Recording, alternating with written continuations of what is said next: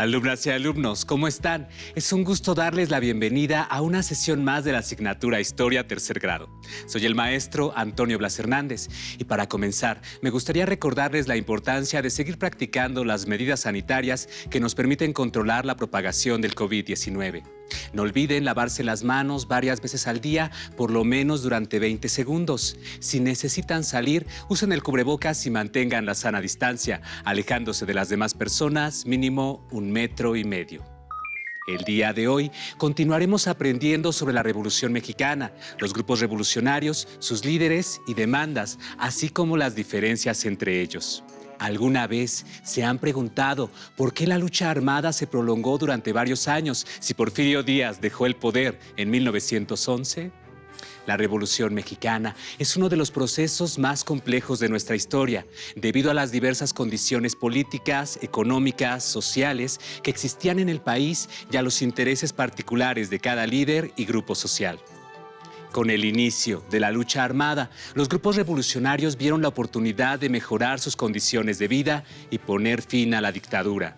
Sin embargo, con la renuncia de Díaz se hicieron evidentes las diferencias entre los revolucionarios y sus demandas los obligaron a continuar con la lucha. El propósito de esta sesión es explicar la diversidad social y regional de los grupos revolucionarios, sus demandas y líderes.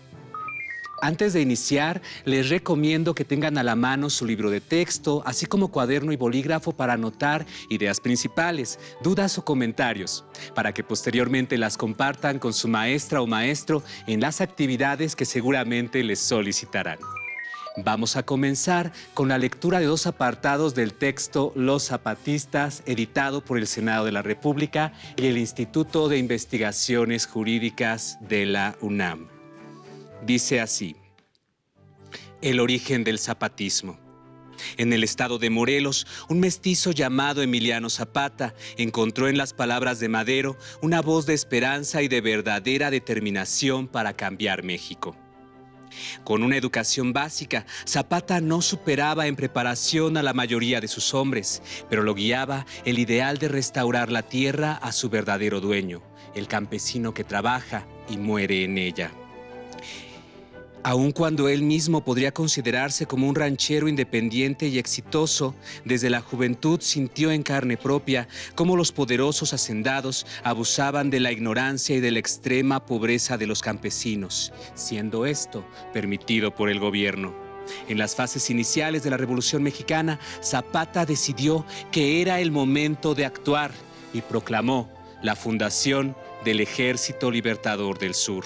En poco tiempo, acumuló una gran fuerza constituida por campesinos e indígenas, quienes abandonaron sus empleos y formaron el Ejército Revolucionario Agrarista que apoyó a la rebelión maderista en el sur del país.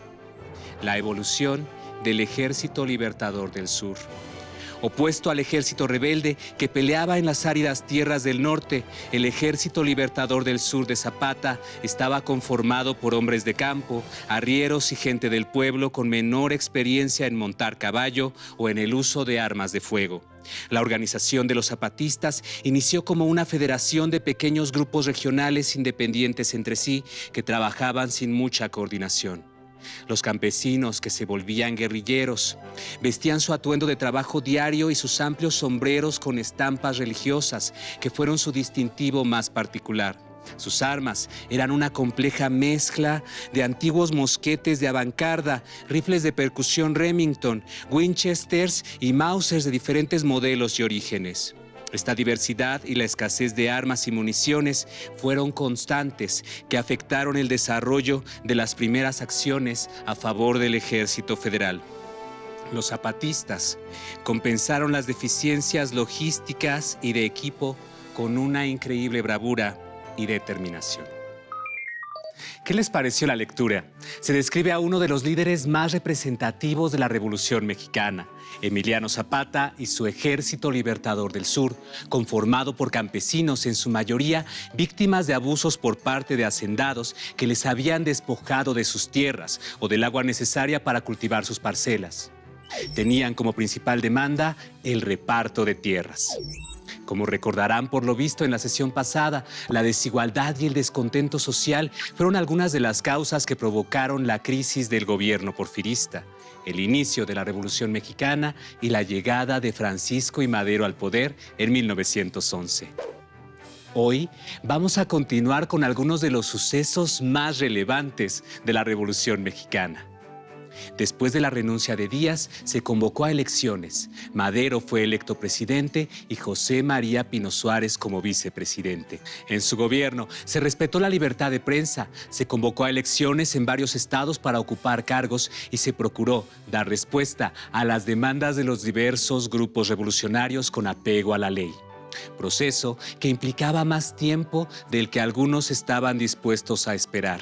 Esto provocó el descontento y desconfianza de algunos de estos grupos, porque consideraban que sus demandas era un asunto urgente que atender. Madero consideraba necesario mejorar las condiciones de los trabajadores y campesinos, pero procuraba no afectar a los dueños de las fábricas ni a los latifundistas. Temía ahuyentar el gran capital de las empresas nacionales y extranjeras. Hagamos una pausa para analizar la siguiente imagen a partir de las preguntas. ¿Quiénes aparecen en ella? ¿Qué edad tienen las personas retratadas? ¿A qué clase social creen que pertenecían y a qué grupo revolucionario? ¿Qué elementos les permiten deducirlo? Esta imagen corresponde al Ejército Libertador del Sur cuando incursionó en la Ciudad de México al mando de Emiliano Zapata. Como refiere la lectura inicial, este ejército estaba conformado principalmente por campesinos indígenas que habían perdido sus tierras a manos de hacendados latifundistas en el estado de Morelos y otras regiones del centro del país, como el Estado de México y Puebla. Muchos de ellos consideraban que no bastaban las transformaciones que había emprendido Madero. Para profundizar en este tema, les comparto el video del investigador mexicano Felipe Ávila. Pongan atención en las características de las personas que conformaban los ejércitos revolucionarios y en las regiones de influencia de cada grupo. Corre video. Hola, ¿qué tal? Soy Felipe Ávila. Me da muchísimo gusto estar nuevamente con ustedes, alumnas y alumnos de tercero de secundaria. En esta ocasión voy a platicar con ustedes acerca de las diferencias entre la Revolución del Norte con la Revolución del Sur. Como todas y todos ustedes saben, México es un país muy diverso, muy distinto en sus regiones, muy complejo. Una parte es el México de los estados norteños, de los estados fronterizos. Otra parte distinta es la región central y una parte también muy diferente es la del sur y del sureste. De manera que algunos autores han dicho que no se puede hablar de un solo México, sino de muchos Méxicos, porque cada región tiene sus particularidades, tiene sus diferencias, tiene su historia, tiene su cultura, y si bien todos formamos parte de la nación mexicana, es muy importante que sepamos apreciar y respetar las diferencias. De manera que la Revolución Mexicana tiene una connotación muy distinta en el norte, porque para empezar, los grupos sociales que forman los ejércitos revolucionarios en el norte tienen una composición social, una composición étnica, una composición cultural y una connotación histórica distinta. En el norte de la República, en buena medida una región árida, semiseca, semidesértica, con poca agua, con pocas comunidades indígenas originarias, con grandes extensiones de tierra, con latifundios que eran de los más gigantescos que había en México desde la etapa virreinal, se dio una participación masiva de los grupos sociales que forman parte de esta importante región. ¿Quiénes participaron en el norte? En el norte participaron rancheros, pequeños propietarios agrícolas, pequeños y medianos ganaderos, mineros, ferrocarrileros, gente de las ciudades, profesores, estudiantes y desde luego algunas comunidades indígenas como los yaquis y los mayos del estado de Sonora, como los indios Oquila de Durango. Y también muchas clases medias de los estados, sobre todo de las principales ciudades del norte de la República. En el sur hay una concentración mucho mayor de población indígena, de población afrodescendiente.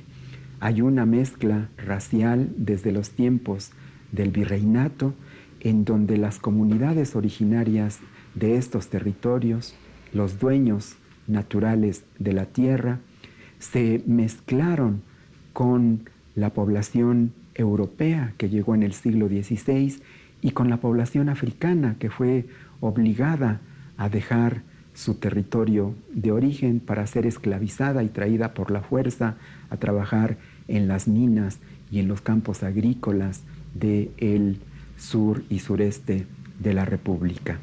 De manera que la Revolución Mexicana es muy distinta en el sur.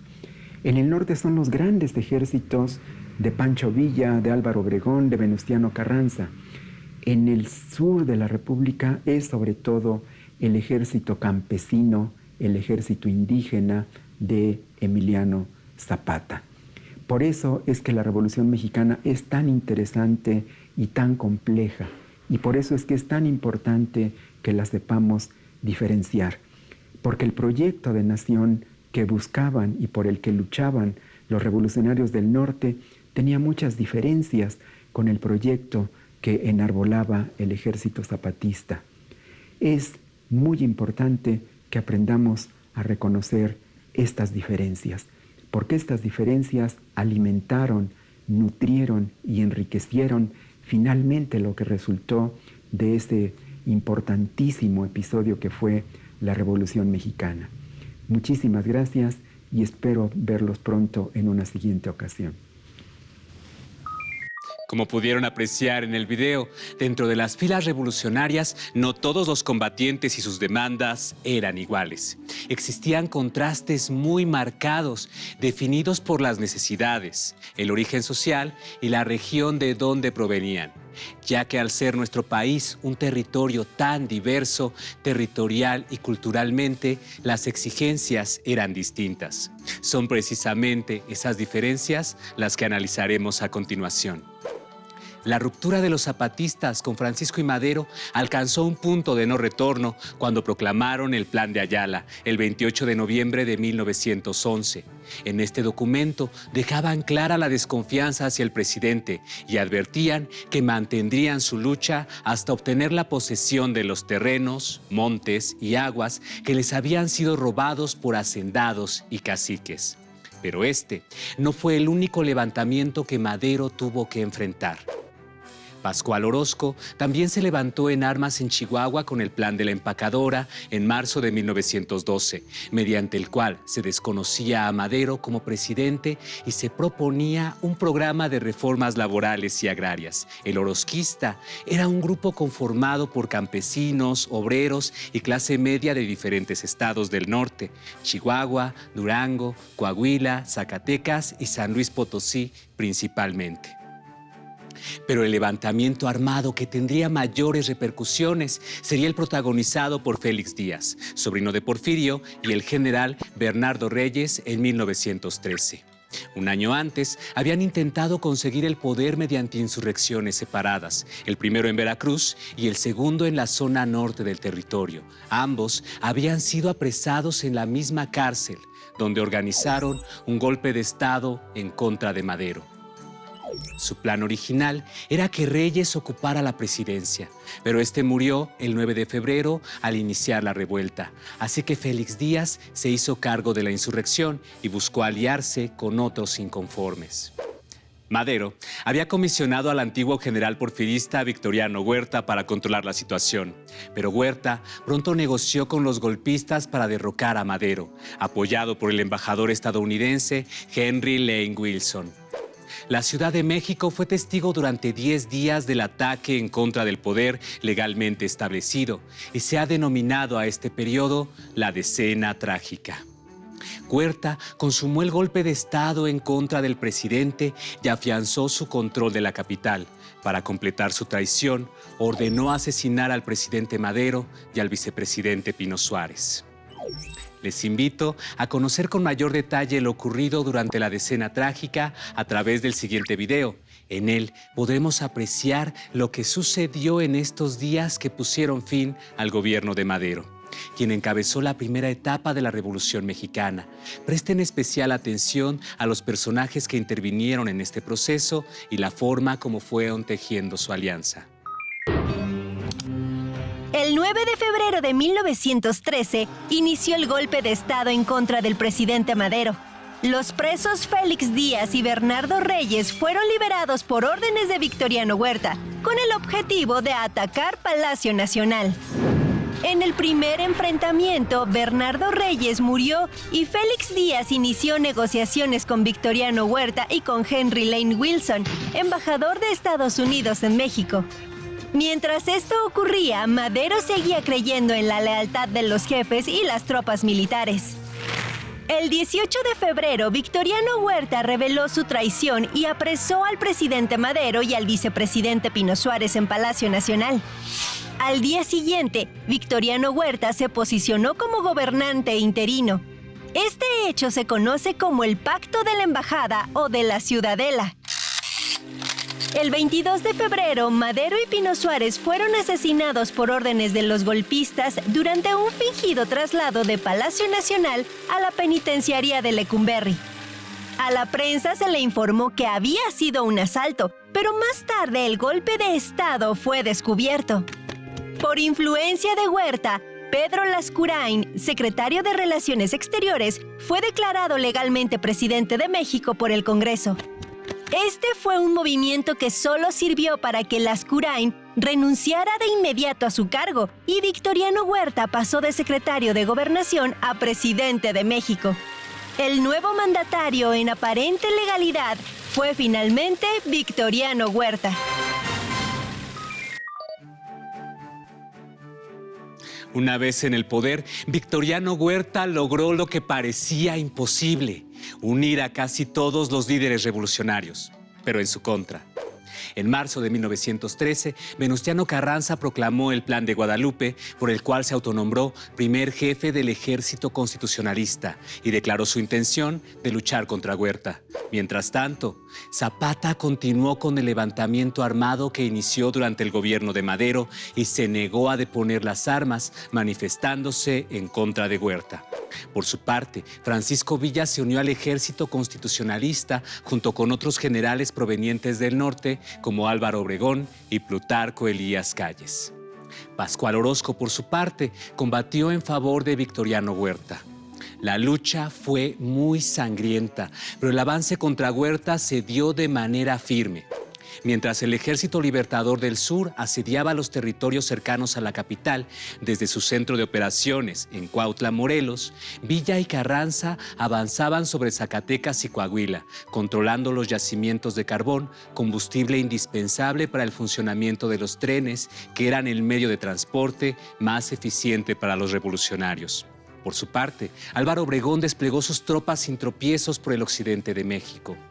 Huerta estaba siendo acorralado por sus contrincantes, pero lo que propició su caída fue la intervención del ejército norteamericano ordenada por el presidente Woodrow Wilson, el cual se apoderó de la aduana del puerto de Veracruz y no abandonó el territorio hasta que Huerta aceptó renunciar a la presidencia en julio de 1914.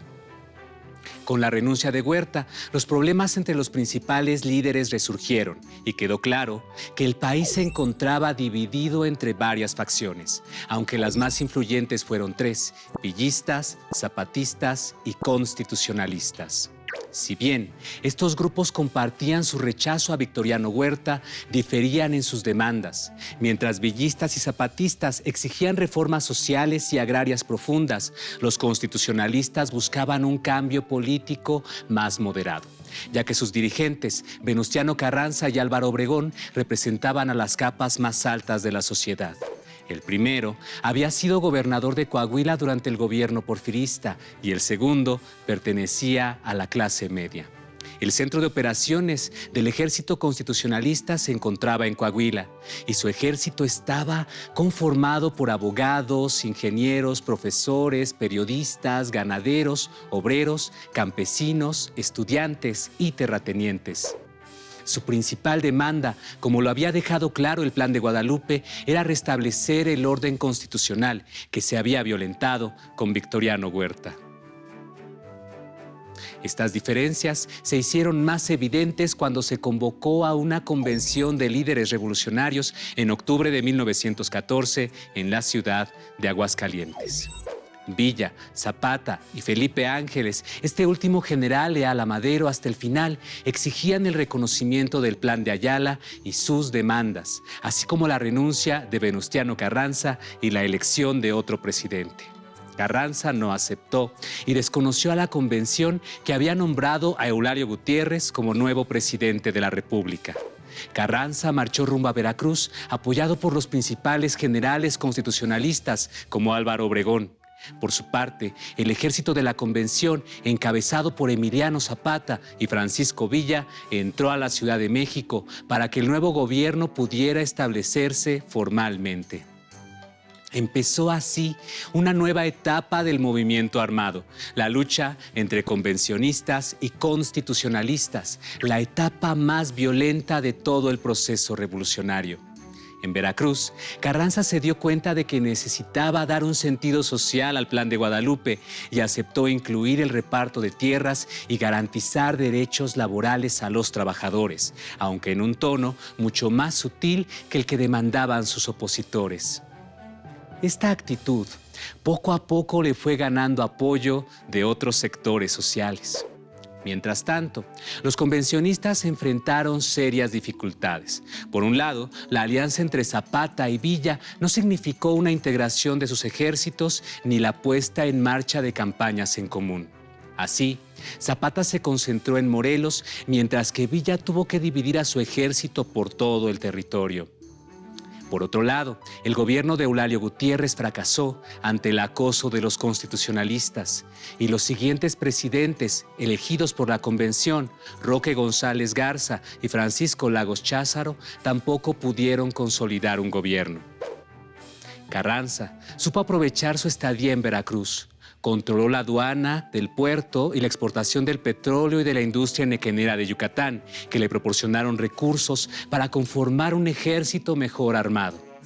Los generales constitucionalistas poco a poco cambiaron la balanza y la derrota de Villa en Celaya ante las fuerzas de Álvaro Obregón les garantizó el triunfo.